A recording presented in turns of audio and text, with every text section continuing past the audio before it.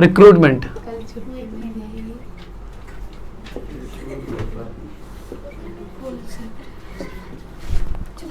भर्ती के बारे में बात कर रहे हैं भाई, चलो जरा कॉन्सेप्ट एंड सोर्सेज। रिक्रूटमेंट की बात हो रही है, ठीक है।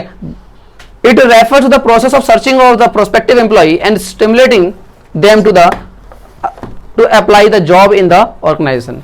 जरा रिक्रूटमेंट के बारे में बात करते थे। रिक्रूटमेंट का मतलब अभी मैंने कुछ दिन पहले कल परसों बताया था कि रिक्रूटमेंट का मतलब होता है कि लोगों को सिर्फ इनवाइट करना है। आप सिलेक्शन करने की बात नहीं कर रहे हो, इसके अंदर लोगों को क्या करना है, इनवाइट करना है कि आप हमारे पास अप्लाई करो, फिर हम देखेंगे कि आपको सेलेक्ट करना है या नहीं करना है।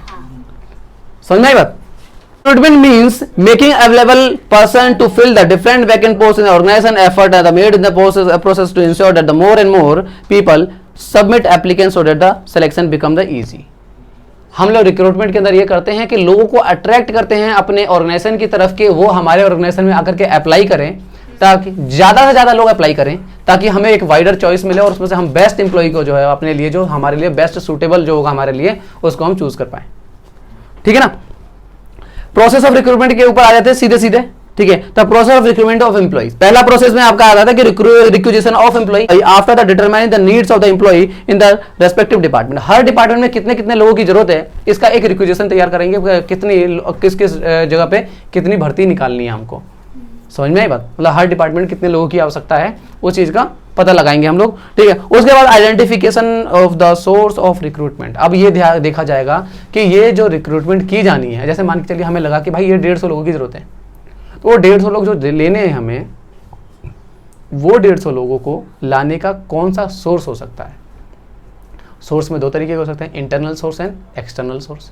इंटरनल सोर्स का मतलब हो जाता है कि आप अपने ऑर्गेनाइजेशन के अंदर जो काम कर रहे लोग हैं उन्हीं को प्रमोट करके उस भर्तियों को भर दिया जाए। समझ में आई बात?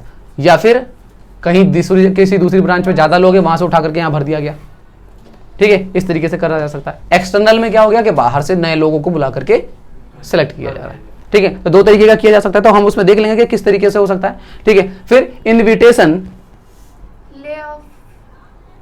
क्या कह रहे हो, वो भी कहाँ आया है, आएगा तो देख लेंगे ना उस टाइम पे।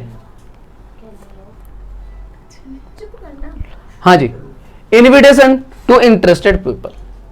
जो इंटरेस्टेड पीपल है उनको जो है इनवाइट करना होगा। अब इनवाइट किस तरीके से कर सकते हो आप, ठीक है, और उसके लिए क्या क्या चीजें चाहिए होगी। In the second stage of the after the finding the source of the interested people are inviting the apply for the job, the effect personal manager prepare the comprehensive information carrying the following detail. ठीक है, अब एक detail तैयार किया जाएगा। एक तरीके का ये समझ लो कि ये एक एडवर्टाइजमेंट तैयार करने जैसा हो गया, ठीक है। उसमें क्या क्या लिखोगे आप, नंबर ऑफ वैकेंसी, कितने लोगों की जरूरत है, नेचर ऑफ जॉब, क्या काम है, ठीक है, क्वालिफिकेशन कितने की रिक्वायर्ड है, एक्सपीरियंस कितने साल का चाहिए आपको, ठीक है, डिटेल ऑफ सैलरी, ठीक है, कंडीशन ऑफ एम्प्लॉयमेंट की क्या कंडीशन, कुछ कंडीशन रहती है जो मेजर कंडीशन होती है, वो आप उस एडवर्टाइजमेंट में ही बता दोगे, ठीक है ना। और लास्ट डेट ऑफ एप्लीकेशन, ठीक है, और ब्रीफ डिटेल ऑफ सिलेक्शन, और सिलेक्शन का किस तरीके से सिलेक्शन प्रोसीड्यूर रहेगा, आप उसी में लिख करके दे देते हो ना कि भाई इस तरीके से सिलेक्शन रहेगा, ये टेस्ट होंगे, फिर उसके बाद मेडिकल होगा, फिर उसके बाद इंटरव्यू होगा, जो भी चीजें होंगी वो सारी की सारी चीजें वो लिख करके आपने दे दिया।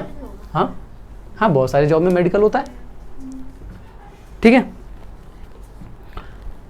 तो brief detail of selection procedure information must be prepare in the simple and attractive language so that the large number of applicant can are receive, ताकि जो है बहुत लोगों तक पहुंच जाए और आसानी से उनको समझ में आ जाए, ताकि जो है लोग अप्लाई कर सकें इसके लिए, ठीक है जी। उसके बाद आएगा preparing a list of deserving applicants.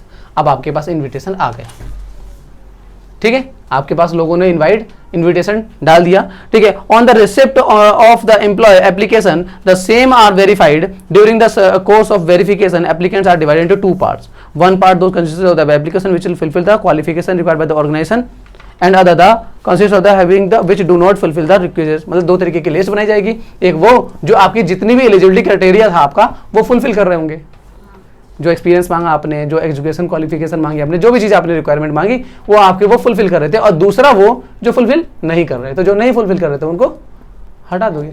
समझ में आई बात, ठीक है ना। बस यहीं तक खत्म है काम।